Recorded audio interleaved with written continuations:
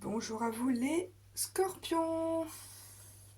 Nous allons faire un tirage qui va résumer en fait les énergies de votre début d'année 2024, vers quoi vous avancez dans ce début d'année. Alors, on va commencer par 3 cartes que j'ai tirées à l'avance pour aller plus vite. Voilà.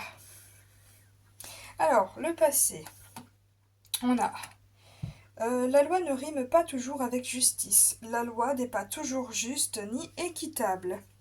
Alors, souvent quand on a cette carte, c'est souvent quand on a quelque chose, un ennui administratif, une démarche, quelque chose avec les lois. Peut-être qu'on vous accuse, peut-être. On vous accuse, vous êtes accusé, vous accusez peut-être quelqu'un.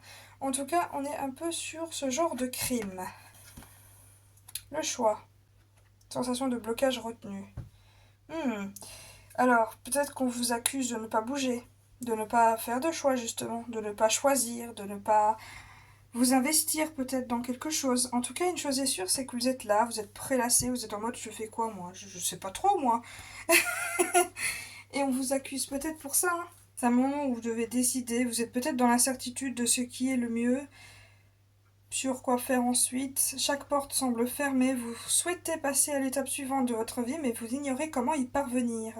Vous vous sentez bloqué.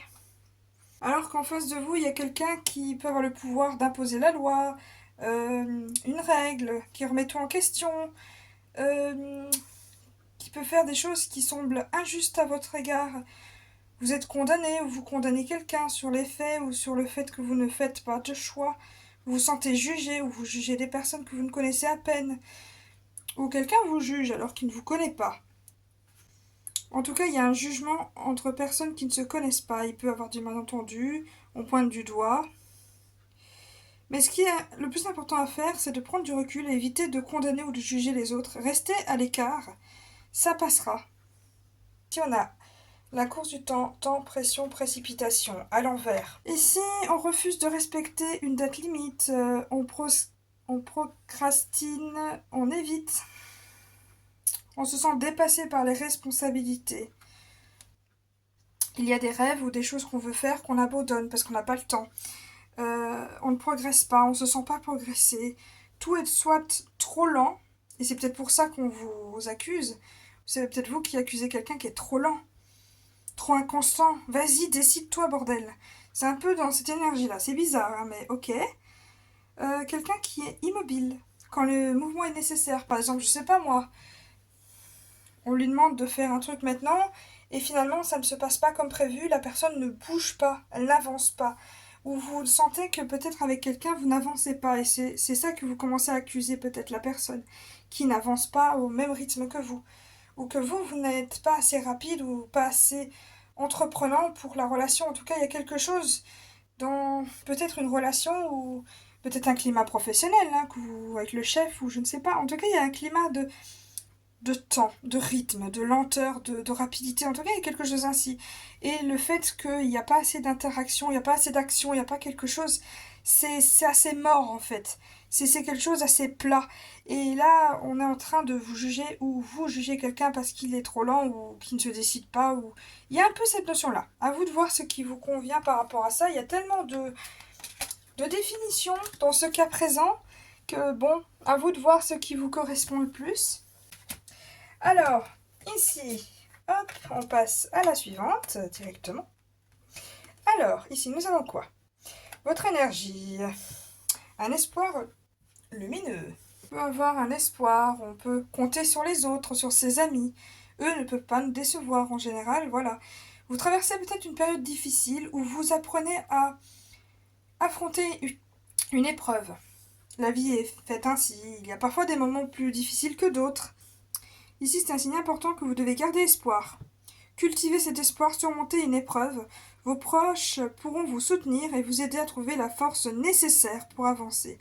N'hésitez pas à vous entourer de personnes de confiance, à confier vos doutes, vos craintes, et plus de trouver une voix plus rassurante dans votre esprit. Une voix qui dit tout est possible, espère, continue, partage. Alors cette carte peut aussi indiquer quelqu'un de votre entourage, qui vit peut-être un moment compliqué et qui a besoin de vous. Même si vous ne pouvez pas traverser cette épreuve à sa place, vous pouvez peut-être l'écouter, lui assurer qu'elle n'est pas seule, qu'elle s'en sortira. Vous pouvez lui offrir ainsi une chose qui est essentielle, l'espoir. Une idée brillante. Oh! On peut parler de la voix qu'on a à l'intérieur. Encore une fois, cette voix. Il y a quelque chose dans votre esprit qui peut parler. Vous savez, il y a parfois la voix qui est négative en mode « non, pas encore aujourd'hui et vous démotive à mort. Mais il y a aussi une autre voix qui apporte de l'espoir, qui donne son intuition en fait, qui vous souffle ce qui est bon, ce qui n'est pas bon. À vous maintenant, parce que si cette carte sort, c'est qu'il y a vraiment peut-être que vous ne vous écoutez pas assez, vous n'écoutez pas assez votre voix intérieure qui a sûrement de l'espoir, mais peut-être que c'est vous qui devez écouter cette voix. Alors, cette petite voix peut vous souffler une nouvelle idée dans votre vie, quelque chose qui sortira de vos sentiers battus, que vous direz oh une nouvelle idée, oh une nouvelle opportunité, oh quelque chose qui sort du lot. Ça peut vous souffler quelque chose d'excitant en mode hé, si tu faisais ça. Ou alors, ça peut simplement vous souffler euh, de faire preuve de prudence, parce que peut-être vous êtes dans une situation sentimentale ou quelque chose ainsi qui est compliquée, une période où vous avez besoin d'aide ou besoin de clairvoyance, et là, votre petite voix intérieure, elle réagit. À vous de l'écouter un peu plus. Parce qu'elle ne vous dit pas des conneries, en fait. Ayez confiance en cette petite voix. En tout cas, c'est une voix qui est sage. On dit toujours qu'il vaut mieux plusieurs avis que une.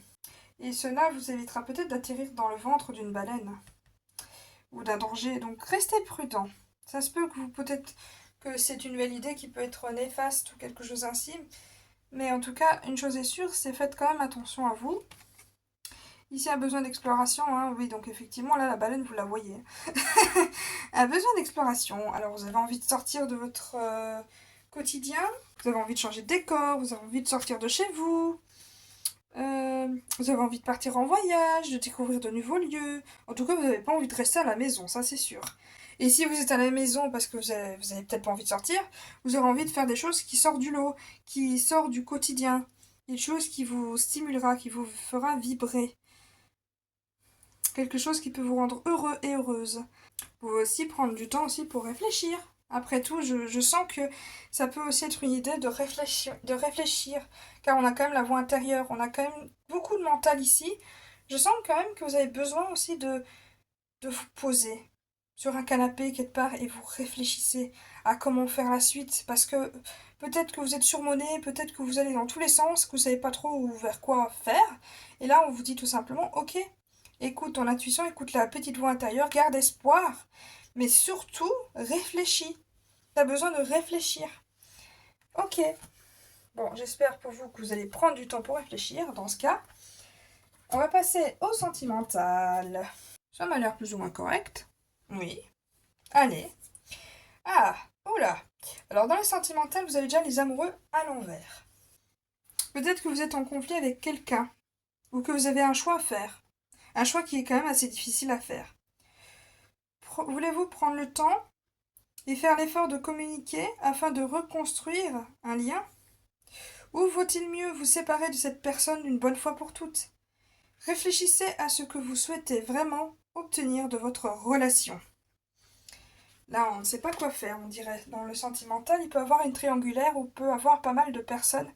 Et on ne sait pas vers quoi aller, vers qui aller, quel choix, s'il n'y en a qu'une, ben, elle est peut-être une personne du passé. Est-ce que vous voulez reconstruire avec cette personne ou est-ce que vous voulez la laisser complètement tomber? Ou alors, peut-être que vous ne savez pas si vous allez vous engager dans une relation. En tout cas, il y a une indécision importante. Ici, le 6 de bougies. Ici, il y a du succès, il y a de la victoire. Votre dur labeur porte ses fruits et vous recevez les récompenses que vous méritez. Votre confiance en vous se sent renforcée. Profitez-en pour vous attaquer à votre prochain projet. Pensez à l'avenir. Voilà, il est temps de projeter d'autres choses plus loin que ce que vous avez. Alors ici, on a quoi? Le 10 de cadeau. Ici, il peut y avoir une âme d'aboutissement et de fortune. Elle annonce le bonheur dans le foyer, la réussite qui dure, l'abondance financière. Donc, faut dire que matériel, ça se passe très bien. Vous avez peut-être de l'argent. En tout cas, ça peut aussi être, si jamais dans une relation, c'est le signe que la situation va évoluer en votre faveur. Ici, le 7 de potions. Ici, vous rêvez d'un acte magique puissant. Laissez votre esprit vagabonder. Quelle aventure vous attire? Où voulez-vous aller? Visualisez votre plus belle vie, puis passez à l'action pour transformer ces visions en réalité. Bon là, vous réfléchissez énormément. En tout cas. Où est-ce qu'on va? Vraiment la question la plus importante de votre tirage, on dirait.